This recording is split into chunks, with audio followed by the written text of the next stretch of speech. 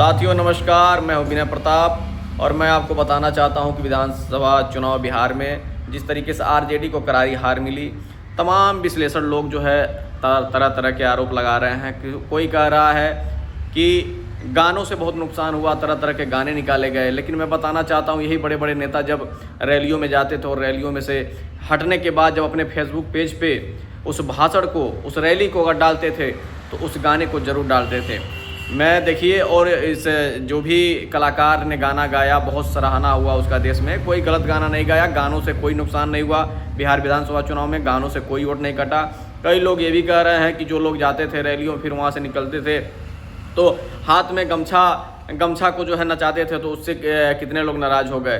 तो मैं कार्यकर्ताओं से और जनता से मैं निवेदन करता हूं कि कोई भी बड़ा नेता अगर आपके विधानसभा में आता हो, अगर उनको ये लगता हो कि अगर वो इस वजह से हार हुआ है, इस वजह से पार्टी को इतना कम सीट मिला, इस वजह से वोट नहीं मिला, अगर नेताओं को ये लगता है तो मैं निवेदन करूंगा कार्यकर्ताओं से और जनता से कि कोई भी बड़ा नेता अगर आपकी विधानसभा में आता है और रैली करता है तो आप मत जाइए।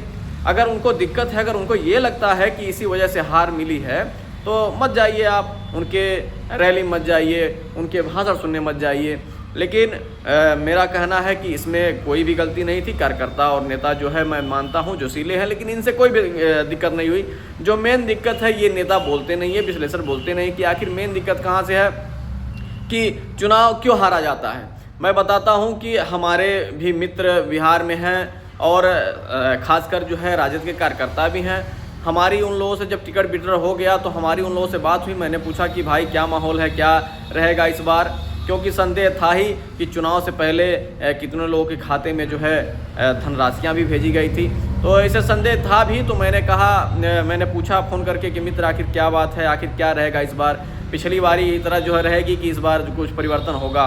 तो उसने कहा कि देखिए भैया, हम लोग जिसको चाहते थे, जो ज़मीनी निष्ठावान कार्यकर्ता और नेता था, जो जीतने वाला था, जिसको हम लोग चाहते थे, उसको माननीय तेजस्वी यादव जी ने टिकट नहीं दिया है, उनके जगह दूसरे को टिकट दे दिया है। तो इस चुनाव में बहुत बड़ा फैक्टर ये भी पड़ेगा कि जिसको जनता चाहती है, जिसको कार्यकर्ता और नेता चाहते हैं और जिसको जनता वोट देना चाहती है। अच्छा, मैं मानता हूँ कि मैं जिस विधानसभा में हूँ और मैंने मेहनत किया है, यहाँ की जनता, यहाँ के कार्यकर्ता, यहाँ के सारे लोग हमको चाहते हैं कि मैं चुनाव लड़ूँ। लेकिन अगर टिकट दूसरे को मिल जाए तो क्या करेगी जनता, क्या करेंगे कार्यकर्ता? निराश हताहत हो करके जब चाहने वाले नहीं जो है टिकट पाएगा तो फिर वो दूसरे को वोट करके आते हो। यही जो है हाल हुआ बिहार विधानसभा चुनाव में, जब जनता और कार्यकर्ता लोग चाहते थे कि फलाने को टिकट मिले, लेकिन उनके जगह पे दूसरे जो 4 दिन 10 दिन में 1 महीने में आए हुए नेतागढ़ लोग थे, उनको टिकट दे दिया गया।